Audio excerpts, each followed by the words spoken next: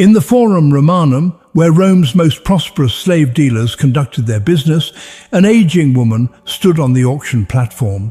Her worn feet, marked by years of labor, bore the white chalk that identified her as imported merchandise. The placard hung around her neck listed her defects with brutal honesty: advanced age, diminished strength, chronic ailments. Behind her, younger women drew eager bids from wealthy buyers. She received no such attention. For a female slave in ancient Rome, youth meant value and age meant abandonment.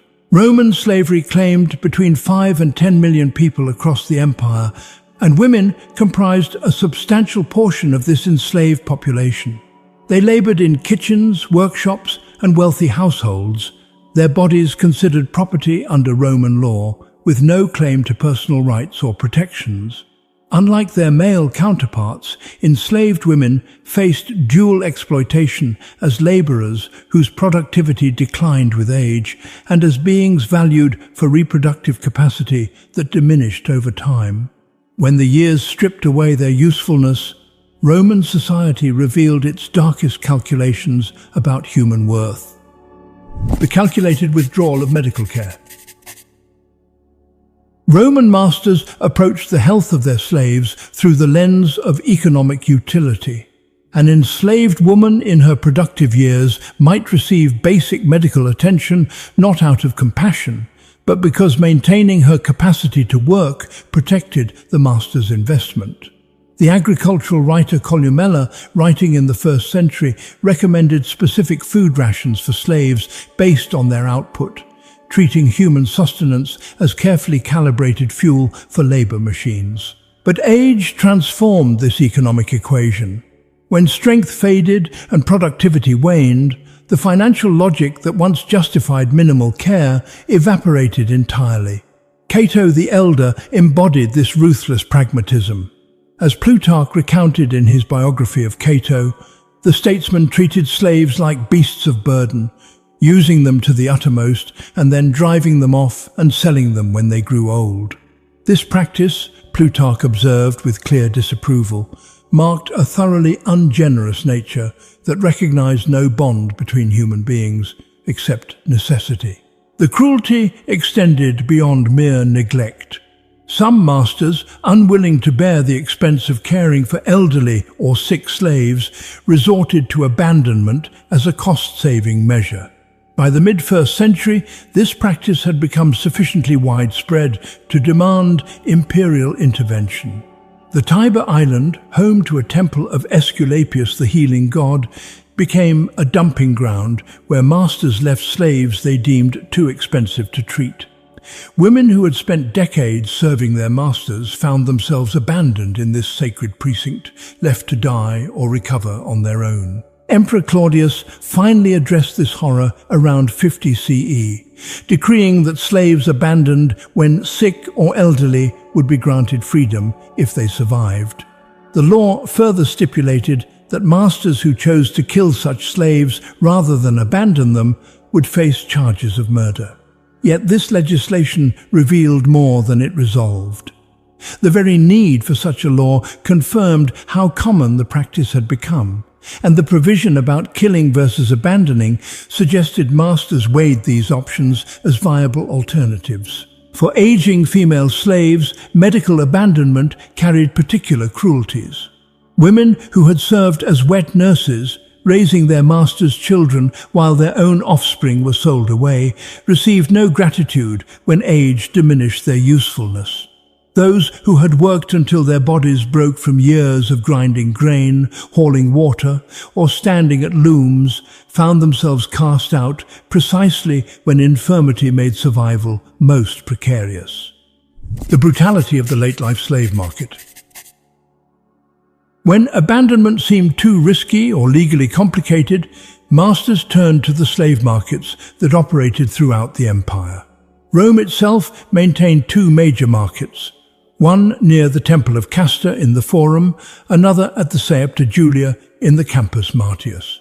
These commercial centers trafficked in human beings with the same casualness that other markets traded livestock. The sale of elderly slaves operated under specific market regulations designed to protect buyers, not the enslaved.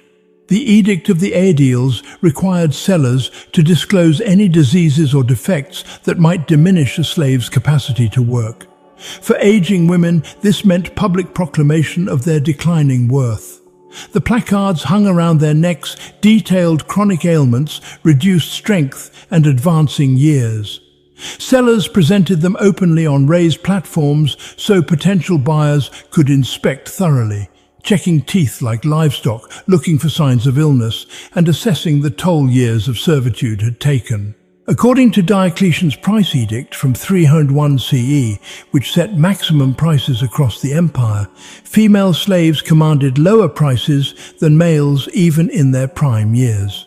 The edict valued skilled male slaves at the equivalent of 3 tons of wheat, while skilled females reached only 2.5 tons. For elderly women past their productive peak, values plummeted to almost nothing. Some masters, desperate to recoup any value from aging slaves, doctored them up to appear younger, hoping to deceive buyers into paying marginally better prices.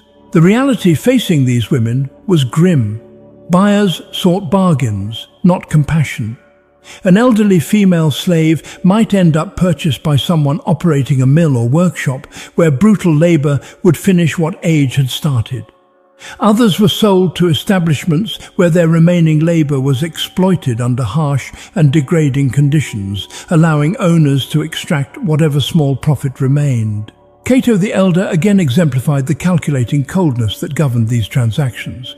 He recommended selling old slaves along with worn-out oxen and broken tools, categorizing aging human beings alongside damaged equipment.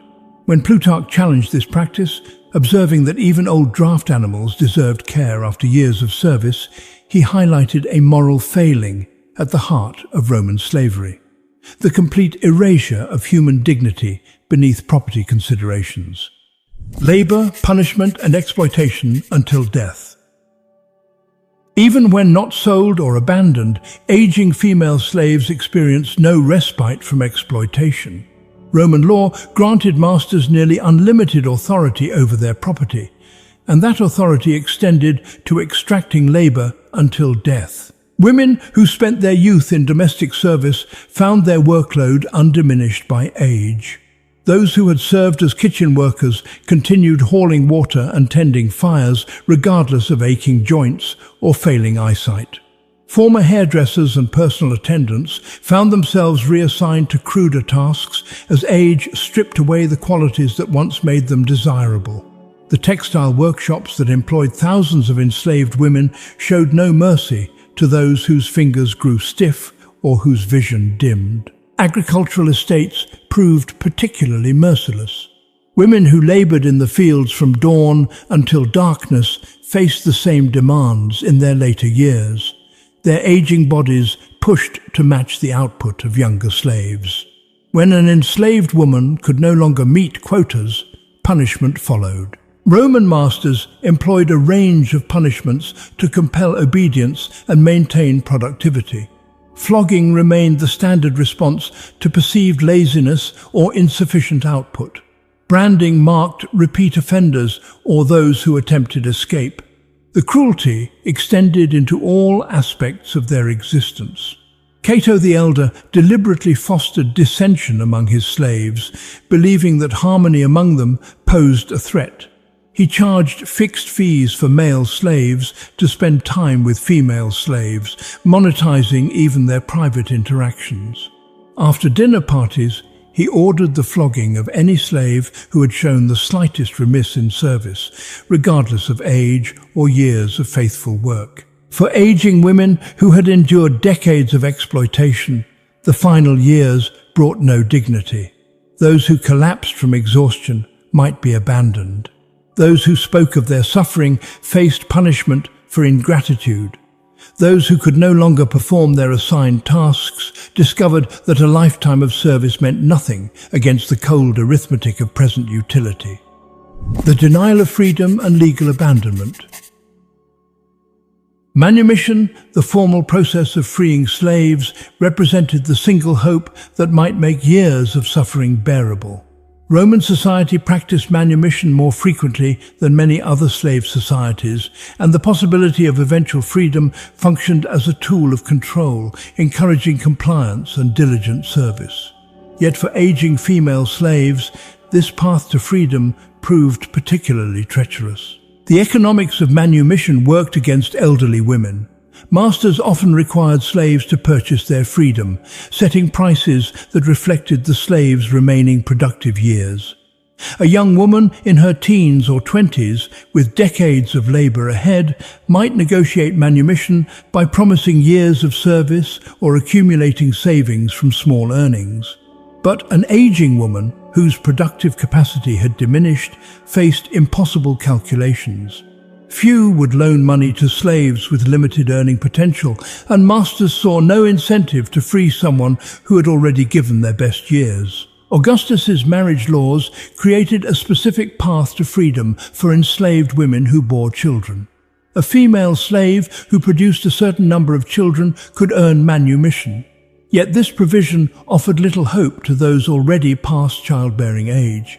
The women who had spent their youth bearing children for their masters found that this reproductive exploitation yielded no freedom in their later years. The patron-freedwoman relationship also deterred masters from freeing elderly slaves.